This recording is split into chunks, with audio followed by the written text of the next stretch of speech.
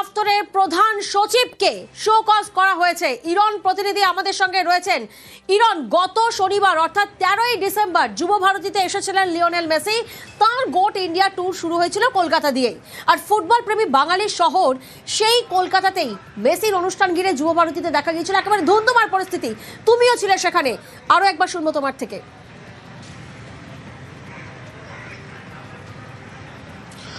দেখো, এই যে রাজ্যের বিবৃতি তাতে স্পষ্ট বিশৃঙ্খলা হয়েছিল এবং যে ঘটনা ঘটেছে সেটা কোনোভাবেই কাম্য নয় এবং যে ঘটনা গোটা বিশ্বের কাছে বাংলা মাথা নত করে দিয়েছে।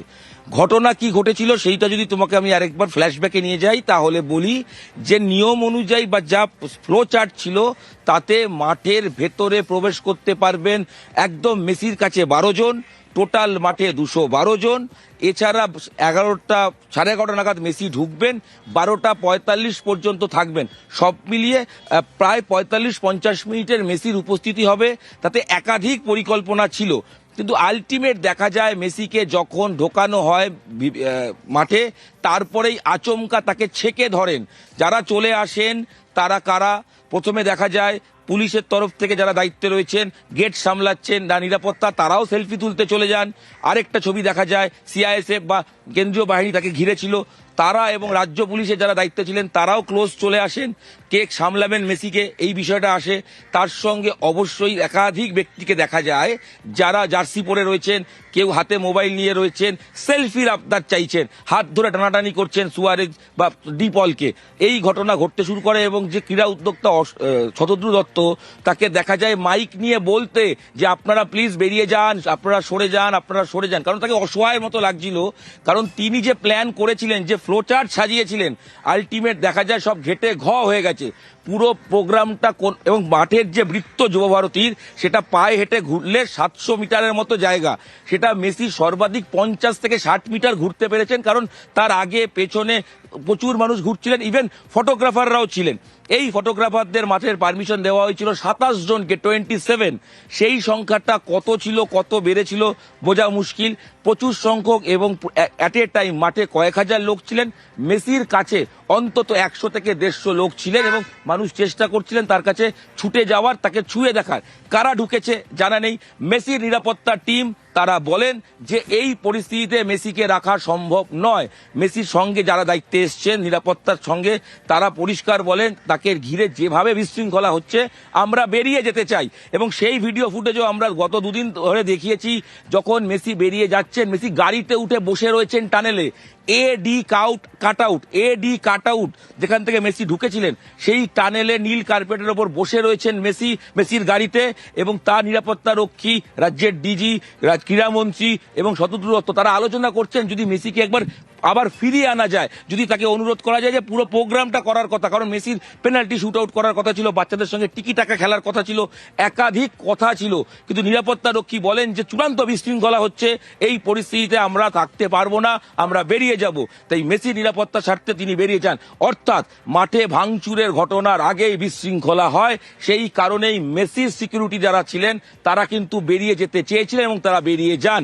বিশৃঙ্খলার সূত্রপাত মেসিকে ঢোকার পরবর্তী মুহূর্ত থেকেই। তারপরে ঘটনা আমরা সবাইও দেখেছি যে দর্শক ক্ষেপে ওঠেন, কারণ তারা মেসিকে দেখতেই পারেননি এবং সত্যি কথা গ্যালারি থেকে মেসিকে দেখা যায়নি।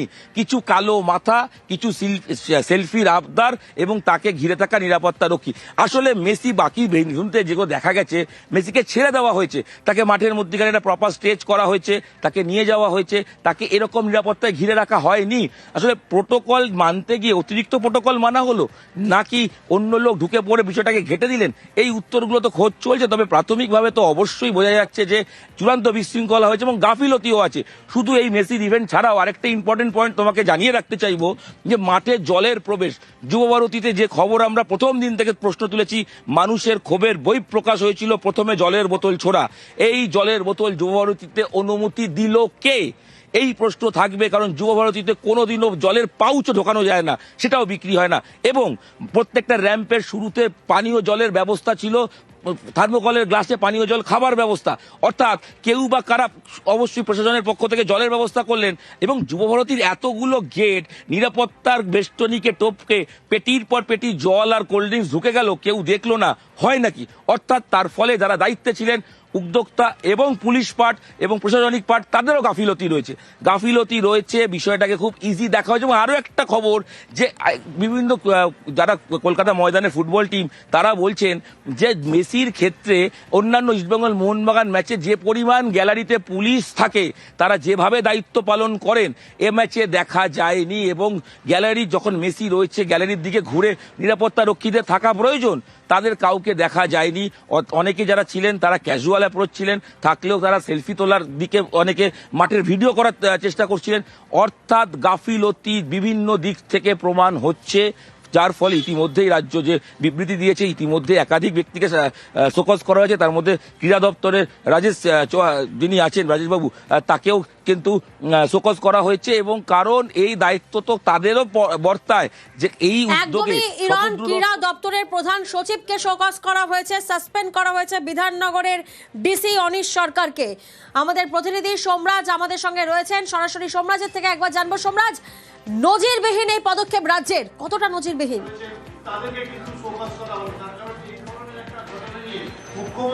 দেখো, একদমই নজিরবিহীন। কারণ সাম্প্রতিক সময় দেখা যায়নি যে কোনো ঘটনার জন্য রাজ্য পুলিশের ডিজিকে শোকজ করা হয়েছে। রাজ্য পুলিশের ডিজিকে পুলিশি ব্যর্থতার জন্য বা পুলিশের কোনো রকম সমস্যার জন্য মুখ্যমন্ত্রী মমতা বন্দ্যোপাধ্যায় বারবার সতর্ক করেছেন, কিন্তু ডিজিকে শোকজের ঘটনা অন্তত সাম্প্রতিক সময় নজিরবিহীন।